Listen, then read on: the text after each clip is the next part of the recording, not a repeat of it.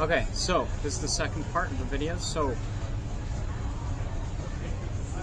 after I lost all of the money overnight, I almost freaked out in my mind. Like, how did I lose this money?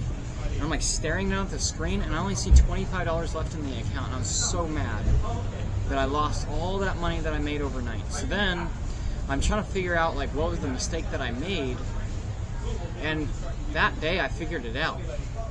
It's because I went to bed leaving in the trade, and overnight the trade went so far down that I lost everything I made in one trade. So it pissed me off, but I was happy that I learned something. So I put in another $2,000 in, because I was like, you know what? I learned something, so let's see if I can do it even better. And I think I lasted 2 days in the foreign exchange markets before I lost the whole $2,000 again. But that's because I didn't know you could bet on the currencies going down or up. I thought you always had to bet up. So 2 days later, I learned the solution to the problem that I caused to lose the $2,000 again. So I wired in another $2,000. Now learning the first mistake, learning from my second mistake, and I said, you know what? I'm going to keep doing this until I figure it out. I'm going to figure out how these markets work. And every mistake that I make, I can keep losing this money. As long as I'm learning, that is the only thing that matters to me. So I traded for another 1.5 years, over and over and over and over, and I kept wiring a 2,000, and I kept losing the 2,000 over and over and over again. And I was mad every single time I lost the money initially, but then I learned every single time something new that I had never learned or known before I lost that 2,000. So the reason why I kept really wiring in that 2,000 over and over and over again is because I also knew that I was getting better at trading, because my account would have the trade that I placed still active for longer and longer and longer. And sometimes I lasted a whole week before I lost the 2,000. So that meant to me, the first night I lost it in 6 hours. A month or two later, I could last the whole week before losing the money. So as time went on throughout that 1.5 years, I kept doing this, and I started to last longer and longer, and 2 weeks, and 3 weeks before I lost the 2,000. I'd always lose that 2,000. But as I was lasting longer, I realized I was learning stuff and I was getting better. And 1.5 years later, I thought I was so good at what I was doing, I borrowed $12,500. I'm not going to tell you guys how I borrowed that money until a video in the future. So, but as you watch more, you'll start to understand a little bit more about how I had all this money. So when I borrowed that $12,500, 1.5 years later, I placed in one trade that in my head, I had basically guaranteed myself to make money. But the problem is 38 days later, I had made $1,500 over that month and 8 days, and I was feeling awesome. And this was 2019. I'm almost sure it was February 12th. You could actually look this up in the markets too if you want to look at this. I bet I had that $14,000 trade betting on the Great British Pound going up and the US dollar going down. And the next morning, that $14,000 trade was negative $58 in my account. So I almost cried. I'm not joking. I literally woke up almost in tears to lose $14,000 in one night. But the reason why I didn't cry was because I wanted to learn how I lost that money. No way. I've been doing this for 1.5 years. I've learned much more. How is this even possible? So then I looked on the news to see what might have happened, what possibly could have caused this to happen. I've never seen this before. And I figured it out. It was all over the news that morning. The Great British Pound sold to the lowest spot in 32 years overnight. The reason why that happened was because in London, where the Great British Pound is held in Great Britain, the government and the parliamentary was voting whether or not to turn the Great British Pound into the euro and give up on the Great British Pound, because they were having a lot of issues with their currency. And so people freaked out overnight all over the country, and they sold their Great British Pounds because they were worried that the currency would be worth nothing any day. So because everybody all at once sold and panicked, I didn't have any stop losses on that trade, but I didn't have any because I had never seen anything like that. So I lost the $14,000, but I felt way better after I realized the last time something like this had happened was 32 years ago. So essentially I just got extremely unlucky in this trade. And that to me did not tell me, oh, never stop trading on the foreign exchange. It just told me, you know what, that was a huge mistake. It's going to take me some time to get that money, a lot of time actually. But I also thought about it in my head, and I was 19 at the time, and I realized I'd rather lose this money now than when I'm 60 years old. Because I can make the money now. I'm young. But when I'm 60 years old, if I were to start doing that at that age, and I lose all my money, there goes everything. Because once you're in your 60s, everything starts hurting, you have a ton of health problems, and most people start retiring by the age of 65. That's on about average. So with that being said, I figured out in my mind, you know what? Like, I'm glad I made these mistakes. So, fast forward to moving up to Chandler from attending the U of A. I paused school because my grades were slipping a little bit. I was having a little too much fun with all my friends. And I need to get 5 more straight A's to enter the Eller business program for the U of A. So I'm very close. But I paused everything down there, moved up here, didn't have a job for 2 months, and I placed a trade when I first moved up here. It was like a $2,000 trade that I made that money by working at Jack in the Box. I worked my butt off for that money.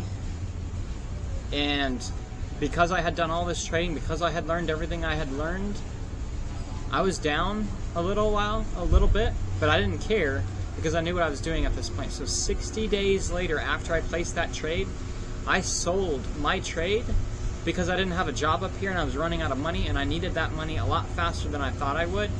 So I sold the trade on purpose, not because I wanted to sell it, but because I needed to. So 3 weeks after I sold, I definitely took a little bit of a loss, but I would have made all that money if I had waited 3 more weeks. So this time that I lost money, this was me on purpose selling, not something bad happening in the markets and me not knowing what I'm doing and the money just disappearing. This was like me choosing to sell. So now, at this point in time, I would say I know what I'm doing. So, but this, like, what I learned from all of this is when you get greedy, bad things happen usually. The higher risk you take, the more you can lose. The more you can make, but when you get greedy, usually you lose your money. So, greed is what took a lot of my money, to the tune of $25,000. Leon, can you double check, make sure that's still recording? Okay, awesome. So, with everything I just told you guys, the foreign exchange market is definitely interesting. It's fun. I enjoyed the entire time. Even though I lost all that money, I didn't care. It was fun to me. I just like learning new things. So when I moved up here, when I finally got a job 2 months later, I started working at Smashburger. I had worked at one down in Tucson, and I quit because I got a way better job at the time. And the manager down in Tucson at that Smashburger told me, if you ever want to come back, let us know. So when I moved up here looking for all these jobs, couldn't find one, spent 2 months searching, went to 20 different interviews. Finally, I walked in the Smashburger and I said, yo, I didn't say it like that, but I said, hey, I need a job fast, this is what happened at the Smashburger when I was in Tucson. This is what they said to me. I don't know if you're willing to hire me, but I'd love to work here. He said, you start Monday. I was like, okay, cool. So started Monday, and then the same day that I went into the Smashburger interview, I went into the Chipotle right behind, told the guy the same story and explained why I was looking for a job, and he said, yep, I'll hire you right now if you want. But at that time, I was also trying to work at Starbucks, and I was waiting on the background check to finish, and I had spent 4 years over and over and over 4 or 5 different times trying to apply and get into Starbucks, and I had never made it in. So I told the Chipotle boss, I said, give me a little while to figure out if I can do 3 jobs or not. I think I can, but I don't want to start a 3rd job here with you and then not be able to handle 3 jobs. He's like, all right, sounds good. So I basically got 3 jobs in the same week. It was kind of cool. Start working hard, start doing all this and that, and then 2-3 months in, after collecting some decent paychecks for working a bunch, I had the choice of going back into the foreign exchange with this extra money that I had, but I decided, you know what? I know for a fact that the stock market is safer because you're betting on companies in the US or whatever stock market you're in, but here I happen to be in the US, so you're betting on companies in the US versus countries like the foreign exchange market is. You're betting on one country doing better than the other at that particular time. That is basically the essentials for foreign exchange. So if you want to try foreign exchange trading, you're welcome to. You can make money, but that's what you're doing. You're betting on a country going up or down. You can bet either way, and if you're right, you'll make money. But if you're wrong, you'll lose money. So it's about, I wouldn't say 50-50, but it takes a lot of time. So stocks, for me, a lot safer, a lot easier. And what I decided to do was, I was trying to find, I didn't know how the stocks worked, but I had traded on foreign exchange for so long that it's very similar to the charts on stocks too. Up and down, up and down, up and down. So, what I did was I bought 2 Target shares for $75 each. My first week of trading, I opened up a Charles Schwab account because my grandpa had used it for 50 years. So the new Robinhood, the Acorns, the Webull, all these new apps that all the kids love nowadays, they're cool. You can trade for free. And they're interesting. And it's basically the exact same thing. They're all brokerages. But these companies have only been around for 5, 10, 15 years. Charles Schwab, I had known, and I did my research, and I found out they've been in business for over 50 years. And all this money that I'm putting into these accounts, my older brother gave me the advice to put the money into retirement accounts. So, if I'm going to put my money into retirement accounts, I'm going to leave this money in here for 30, 40, 50, maybe even 60 years. So with that being said, I want to put my money in a brokerage that really knows what they're doing, that's been around for a long time. So I did. Opened up a Charles Schwab account, opened up a retirement fund account as well. And when I did that, buying the 2 shares of Target for $75 a pop each, so I put in $150 for the 2 shares. 1 week after I bought it, I was looking at it every day, and I didn't touch it. But a week later, both, like all the Target shares, went up to $85 each. And I was like, whoa, that's cool. I just made $20 by sleeping. Target ain't going nowhere. And I made $20 in a week, doing nothing. So, well, putting $150 to risk. But anyhow, so from then on, that's what really got me going in the stock market. And from then on, boom, that's my next, that was my next game to play. So, because the rich like to play games. They like to make money, and they know how to do it really, really, really well. But my goal in trading these stocks is to figure out their game and play just as good as them, if not better. Now, I might look young, and I am young, but with all of the experience and all of this trading that I did at the age of 19, I don't know anybody, or if anybody, very few people, who did something like that at that age. Most people start trading well in their 20s, early 30s, They start saving up for, okay, usually when people start putting their money into retirement funds, they do it around the age of 26 to 28. And I was wondering why. Why did the people wait so long to finally start putting money into their retirement accounts? And the reason why people do this is because you can't pull that money out for 30, 40, 50 years, baby. So people don't want to wait that long. People want their money now. They worked for it now. So by the time somebody's been working, 4 to 10 years, depending on if they went to college or not, assuming they started working at the age of 18, 28 rolls around. When they're 28 years old, they probably blew all their money. They probably had a ton of fun. They might have bought a house by then. They probably have a wife or at least a girlfriend, maybe a couple kids, and they're well on their way into adulthood, into their career. And a lot of people at that time start to wonder, when am I going to get to stop working? I've already worked for 5 or 10 years. This is annoying. This is not fun. I'd rather enjoy my life and do things that I want to do and not have to be stuck at work like most people. Sorry. So at the age of 26, 28, I'm assuming this is what happens. At their work or around them, I'm sure they start asking their friends, what are you doing to retire early? What are you doing? What are you doing? How are you saving your money? Because they never cared about the markets. They never spent this time because they wanted to enjoy their 20s. But at this point in time, they're 28 years old, they're getting a little bit on the older side, and they're realizing that their youth is slipping away. And they need to start putting money away now, otherwise they're never going to retire, and they're always going to be stuck working. And usually, at the age of 28, when other people are giving them the advice, there's generally about 3 or 4 ways to make some good money out there. 1, investing in the markets. 2, investing in real estate.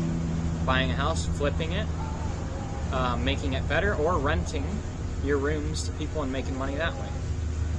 Or 4, 3 or 4, starting a business. Starting your own business, doing your own thing, and coming up with something that no other business has, or improving on what another business has already been achieving and making it even better. So there's many, many, many, many ways to make money out there. And not all of them you have to work for somebody else to make this money. But what I will say is, for me, I might think I'm smart, I might think I'm intelligent, but at the end of the day, if I was as smart as I thought I was, I would have already started a business. And so this right here is probably going to be that business. And I think it will be. Teaching others how to get a leg up out there at as early age as they can. Now, what I will say about the stock market, if you're interested in this, is generally each year the average person earns about 10% a year in returns, 8 to 10. But if you look it up on Google, it'll say 10. So if you want to play it safe and be more realistic, maybe 8 or 9. But 10, you can get away with saying 10. So for the last 100 years, on average, the S&P 500's averaged about, I think, 9 or 10%, 10 if I'm correct. So with that math, in 10 years, well, okay, I'm going to kind of go back a little bit. If you're earning 10% a year, you start earning compound interest by leaving your money in to the stock market. So 1 year you put in $1, let's say, 10% of that is 10 cents. So a year later you have $1.10. But if you leave that money in for 1 more year, that dollar 2 years later will be worth probably on average about 21 cents. So you earned 10 cents your first year, 11 cents your second year, and if you leave it in for a third year, do not touch the money, assuming you earn 10% on the third year as well, that dollar turns into $1.32 or $1.33, I can't remember, but basically you're earning money every single year by just letting your money sit there. Now, $1 sounds like nothing, 10 cents sounds like nothing, That's because you only put $1 in. So let's bump up those numbers a little bit. Let's say you put 100 in. That's $10 a year. You did absolutely nothing and you made 10. Now, let's get a little more serious, because nobody's just only going to put 100 in. You put 1,000 in there, in a year you should earn 100 from that. Okay, 10,000 is definitely realistic for anybody. Even at the age of 18, 19, 20, 10,000 bucks, you could earn that in 3, 4, 5 months, working your butt off, full-time, 40-hour weeks, whatever you got to do to get it. You got 10,000 in the markets, on average, that's about 1,000 a year. Now we're talking. So, now there is a bigger number that I'm thinking of in my head. It's 100,000. That's a lot of work, and that takes some time to get there, depending on how well you get paid and how skillful you are in the economy and how you can make money. But if you can get to $100,000 saved up, that's $10,000 a year. Just chilling. That's not enough to pay rent and live and relax and retire, but it's definitely a good start to let that money keep rolling in. So, however, the other thing I forgot to mention is there's inflation every single year, because our money gets devalued every single year, because more and more dollars are out there, making our dollars worth less. The more of something out there, the less it's worth to somebody. So, for example, way back in the day, in the 17 or 1800s, I can't remember the century, I remember learning this in history. Spices like salt, pepper, and other oregano, all these spices were worth tons of money. People treated it like gold. So if you had salt, you were rich back in the day. But now it's mass produced. Now it's all processed, way more than it ever was. And now the amount of the salt and pepper and oregano out there is so abundant that it's worth nothing, essentially. I mean, you can go buy some at the store for a couple dollars, whatever, but it's nowhere near what it used to be worth back in the day. And that, the same concept of what happened to the salt and the pepper and the oregano is happening to our US dollar. Over time, it's becoming worth less and less and less. And I would say government numbers usually try to say that inflation's about 2 or 3% averaged every year, meaning that if you have $100, you just have it in the bank, you're not earning any interest on that 100. That 2 or 3% inflation is eating away at the money you've saved up. So a year from now, let's say it's 3% for the inflation, your 100 is now only worth 97. You let that money sit there another year, now it's only worth 94. It keeps going down and down and down. So saving money in the bank, actually, at the end of the day, you're just losing. You're losing money. And during COVID, you all know what happened in 2022 when everything doubled. Gas doubled. Houses doubled. Food doubled. Your coffee at Starbucks is $8 a drink right now. Just kidding, but Dutch Bros, $9 a drink. A Raising Cane 6-piece meal, $17.50. I remember that was $10 a couple years ago. So the inflation that we just had in the last couple of years is actually way more than the 2 or 3%. In fact, inflation got all the way up to 9.1. So that is why investing your money, I'm not saying is the only way to get ahead, but it's going to make it a lot easier for you in the future, rather than just stocking it up in the bank account thinking that's all you got to do. So, I guess the last thing I'll say in this video is if you're expecting 10% a year, you can get that on average, but if you subtract that 3%-ish to be safe, you're really only getting